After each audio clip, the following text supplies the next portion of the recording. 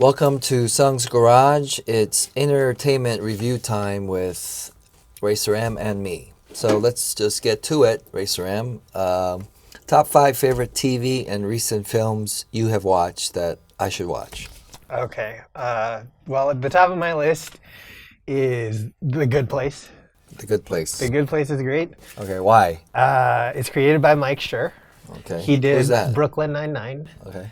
And I forgot the other show, but Parks and Rec. He did Parks and Rec too. So it's a comedy? So it's comedy. It has this really positive, optimistic tone all throughout. And it's not like saccharine, like, whatever, but it feels very earned, and it's hilarious too. It's basically about Kristen Bell. Uh-huh. She dies, and she's welcomed to the Good Place by Ted Danson. Ted Danson is this angel who has created like an afterlife for them that is like completely perfect. Uh-huh.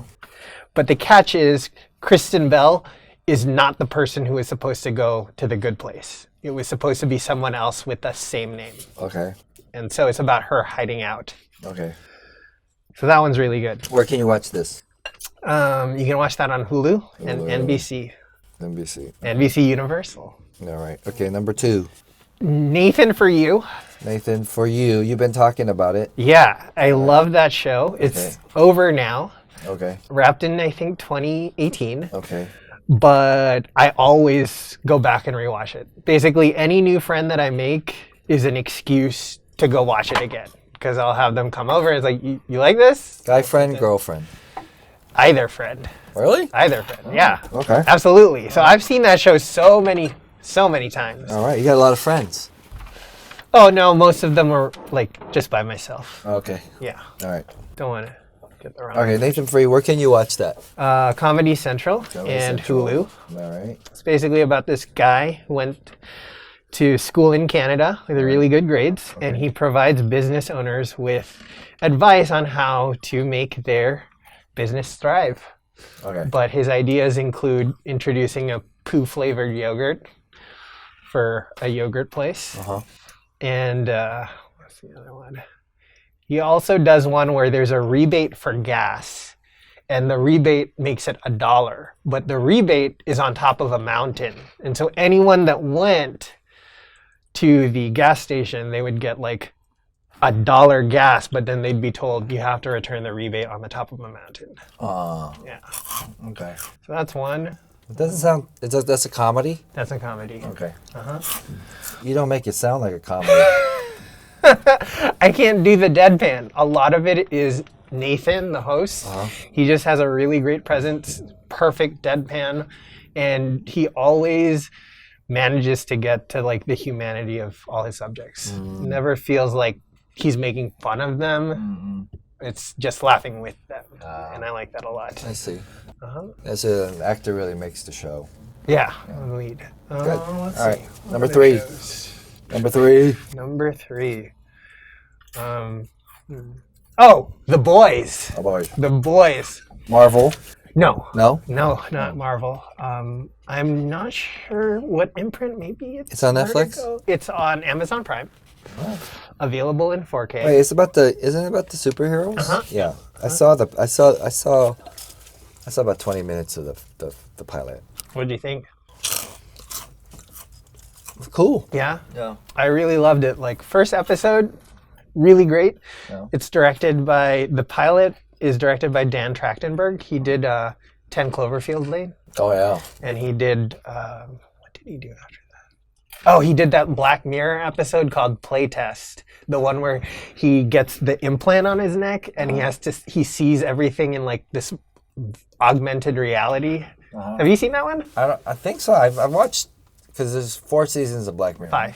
5. But they're short. Some are shorter than others. Yes. I love all of them.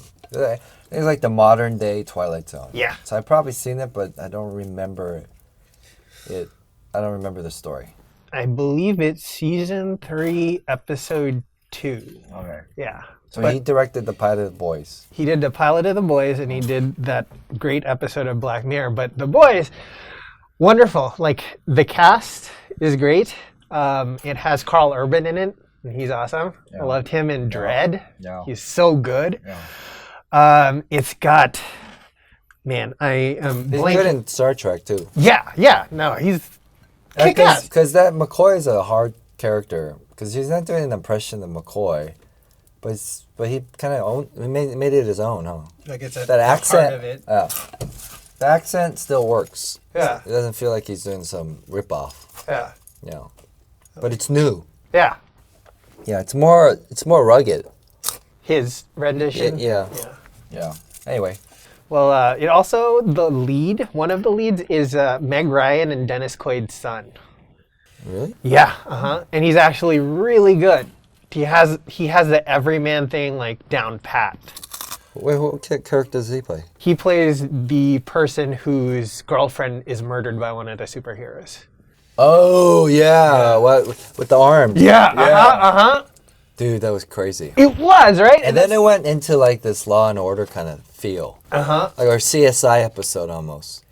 Weird, right? Yeah, and then actually, coincidentally, going back to like Star Trek, Simon Pegg's in it. Simon Pegg plays the dad of that character. That's right. And then, fun fact is that in the comic, the look of the main character, Huey, was based off of Simon Pegg. So it was kind of a weird homage to have him play the dad. That's interesting. Yeah. Yeah, it feels like something that Simon Pegg would direct or be in. Yeah. I mean, it's darker than what you're used to seeing Simon Pegg do. He leans towards comedy. I would say, right? Yeah. Associate. Yeah. So okay, that's good. So The Boys. The Boys. Number 3. That's a good show. So 4. Eat less, son. Okay. Telling me to eat less. Because of the noise? Oh man. It's just kind of, but it's who I am. I snack. Anyway, go ahead. Fourth show has got to be Dark. What? Dark. Oh, Dark. Okay. So Dark is a Netflix original. Okay. 2 seasons are out. The third one's coming this year. How many episodes? I First believe season. the first one is 10 and the latter season is 8, and then 3, I think it might be 8 again, but don't quote me. Okay. Do you prefer 8 to 13 episode TV series or 22, 24? Like, you know. I like the sweet spot. I feel like the British series, they do pretty well with like not beating a dead horse. Like Office. Office series 1 and series 2 are both 6 episodes, and then there was just a Christmas special, and that was it. Yeah. So yeah, I prefer the shorter one. But I mean, sometimes you get into the longer one, and if the story's compelling enough, you can go into it. Like what? I think shows like Cheers, like comedy shows like that work for like 22, 24. Yeah. But I don't know serialized. Like I don't know if I could follow like episodics like procedurals, Law and Order. Like, Yeah. You don't have to watch the previous episode to follow. Uh-huh. But I don't know. That's like it feels like I'm eating junk food. Huh. When I watch those procedurals. What about you? I'm not the target audience. I don't watch Bones. I've never seen any What's of the this. target audience for a procedural show like Bones? Who are they? No, really. It's So an what- interesting conversation. Like, why do you watch those shows? Why are you prone to like those shows? Opposed to So I'm not. Dark, The Boys, Nathan for You, The Good Place. Wait, why am I? Yeah, like why are you not the Oh, for that. yeah. What makes you that? I enjoy more serialized stuff, to be honest. And actually, on that note of a 22-ish run for a season that's good and is a comedy, Brooklyn Nine-Nine, which is again from Mike Schur, Good Place. Yeah. Because that one goes on for a while. It's mildly serialized, but the characters do develop over time, and it's hilarious. Andy Samberg's in it. Terry Crews is in it. Yeah. Who else? Who else is in here? Joe Latruglio, Yeah. he's in it. Yeah. The female lead, one of her. I forgot her name. Stephanie Beatrice. What? That's not her name. The other one. There's another one. Oh, Melissa Fumero. Yeah, she is married to David Fumero, who I did season 4. Yeah, I think it was season 4 of Power.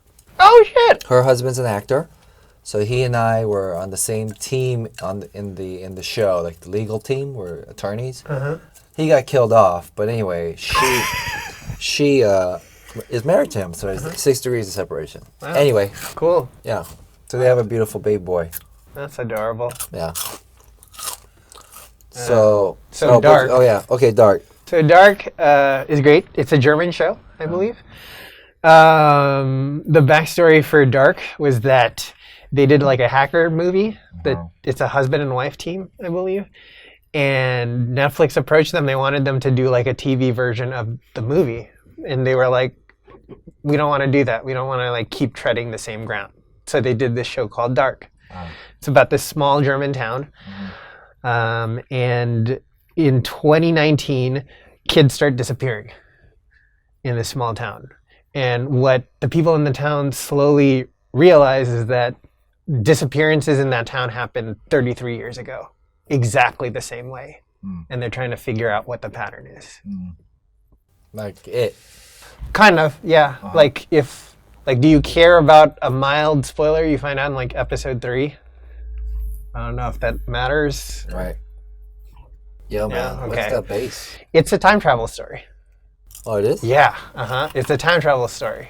And it's a cycle. It happens every 33 years. Oh. And it's really good. It's so good. They came up with this premise? Yeah, It's like a mindfuck, kind of. How many episodes per season? 10 for the first, 8 for the second. So it can keep going, you think, for like 5 seasons? No, they planned for 3 and they're doing 3. And that's why I like it. They're not trying to Same characters? All Yeah, three? same Okay. characters. All right. So Dark. All right. Dark is great. 5. Yep. 5th TV show. 5th TV show. Whew. There's so many. Oh, I can't believe Mr. Robot. Oh, yeah. I will stand for Mr. Robot anytime. Yes. It is easily, after completing its run, it's GOAT status. GOAT status. It's GOAT status. I just finished doing a movie with Christian Slater. Oh. Heroics for Netflix. Robert Rodriguez directed it. So it's in the Spy Kids family. But I worked with Christian Slater on Bullet to the Head several years ago. But it was so fun working with him, man. He's like that. Like, I learned a lot from him. It was like meeting like an older brother, older cousin, and kind of seeing a well-traveled man, going through the trials and tribulations of life, but then coming out of it like with light behind his eyes and being positive, and how to be enthusiastic and supportive to other actors, engage, because you meet actors or you meet people in this town and they just disconnect. They can't like look at somebody in their eyes. They can't connect with you. So you feel like you're not even talking to them. They're talking kind of at them, or they're just kind of going through the motions of having a conversation. But it's great to see a guy that, is so seasoned, right? And then also famous and a part of my like pop culture identity. Is it Pump Up the Volume? From him? Yeah. No, I think it's True Romance. Oh. Yeah. Of course. Yeah, I don't know why, because I feel like I identified with that, like kind of, because he was like a very much of a loner, and I feel like I could identify, like looking for romance, like a true romance. Yeah, true romance, exactly. Anyway, yeah, 6 degrees of separation. So he is awesome. Happy for him. His turn in the show as Mr. Robot is incredible. Yeah, he's great in it. That show's great. Yeah. That's the kind of show you want to be a part of, man. I mean, I think someone was talking earlier about how like the thing that separates people from being great and like decent is the details. And that show is like chock full of details. Like when you watch that show from beginning to end, there's a reason why they do every little tiny thing. Like cinematically, the direction is great, the writing is amazing, and the performance is Rami Malek, Portia Doubleday. Christian Slater. Oh, BD Wong. BD Wong is excellent in it as White Rose. Yeah. He's so good. The crew, the camera crew that works on Mr. Robot, when their season ends, they come over to Power. So they would be able to like share different styles, and I would say, hey, what's a different style of Power? And and Mr. Robot, and if you like, they said there's just less limitations. Like just go for it, like camera angle wise, right? Like cross the line and all those things. It's awesome. He'll do like a lot, like you'll see a lot of ceilings in Mr. Robot, the way he likes to shoot them. But I mean, it's a roller coaster, and like it dabbles in a bunch of different genres within that story over the course of 4 seasons. And it's honestly like one of the most impressive things I've seen, especially considering that the creator, Sam Esmail, he directed all of the seasons from 2 to 4. Why not the first? The first time, he was a first-time showrunner. Oh. And so they got the guy who did the original Girl with the Dragon Tattoo to do the pilot of Mr. Robot. Right. But if you watch Sam Esmail's feature Comet, which he did before Mr. Robot, and you look at the style, I believe it's a different DP, but the look is very similar, indicating that a lot of that style is from him, from the get-go, even if he didn't direct it. But, yeah. But do you feel like it's a vast difference from season 1 to 2 to 4? It's just like different parts of the journey, but in terms of quality, it's great. A lot of people give the show flack for season 2, but I feel like every step of that journey is necessary to get to the conclusion that he planned from the beginning. Because Mr. Robot was actually a feature script that the guy had. Who did? Sam Esmail. He wrote it? He wrote it as a feature. Where did he come up with it? It was because he was dissatisfied with the portrayal of computer hacking in shows. What? Why does he care? Because that was just his thing. It was just, he wanted to see something accurate. So that was one part of it. Did he do that for a living, or was he just like... I forgot the background on that. Right. But Mr. Robot has like technical advisors, and all the hacks in the show are like actual things that they're like, this is possible. So... Okay. Yeah, but he made it as a feature, and then he did it into this thing, so he always knew where it was going, and that's cool. Right. Yeah. Well, that's great. What's he doing next? He's doing season 2 of Homecoming on Amazon Prime. Oh, Julia Roberts? Yeah, I don't think she's in the second one. Have you seen the first season? Yes. Have you seen it? No. I loved it. Yeah. Loved it. His style's all over definitely there too, but it's an interesting evolution. They play a lot. If I'm not mistaken, it's like 3-4 or 4-3. They do 4-3 stuff intermixed in Homecoming. What? Explain that. Like they'll change the aspect ratio to like something more square-ish. Yeah. Why do they do that? If I'm not mistaken, it's because it's a shorthand for the timelines. There's different timelines occurring, and so they just have like present day one way, other way that way.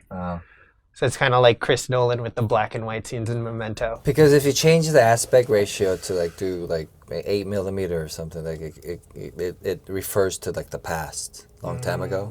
Yeah. So that's what they're doing, essentially. Might be, yeah. I don't remember. It's been a while, couple months. Okay. But definitely great show, great acting as well. Okay. So he's doing Homecoming. He's producing this show called Briar Patch that's also coming out on USA, and Rosario Dawson's in it. Oh, I love her. Yeah. I love her. That's looks exciting. Yeah, I remember her from can't remember the movie. What was the movie? The Kids? Kids, yes. Crazy, right? Yeah. That movie for me redefined what narrative, like that fine line between narrative and documentary. It's like a docu narrative. It's Larry Clark, right? Yeah. Yeah, he pushed that boundary of like kind of like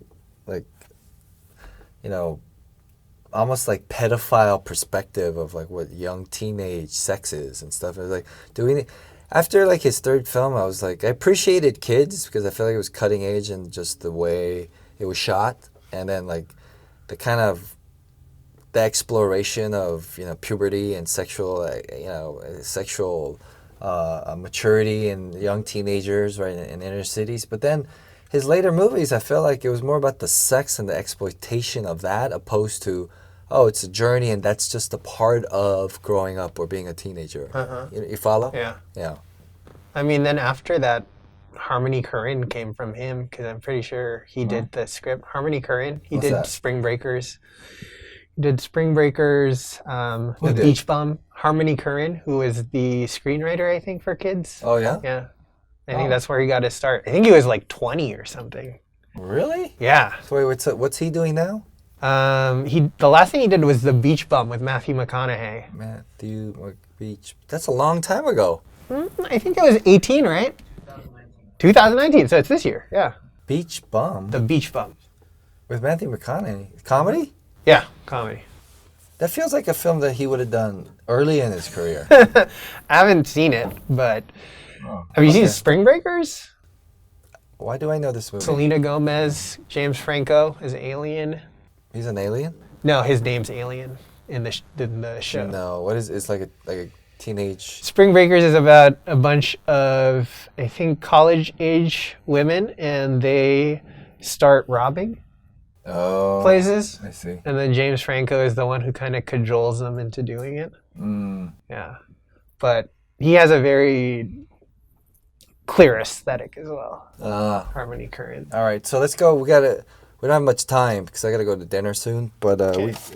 So we did the 5 TV shows: Good Place, Nathan for You, The Boys, Dark, and Mr. Robot. Next time we'll talk about my favorite TV shows of all time, top 5, and my favorite films of all time. All right, guys. Well, thanks for joining us on Entertainment Review with RacerM and me, and we'll see you next time.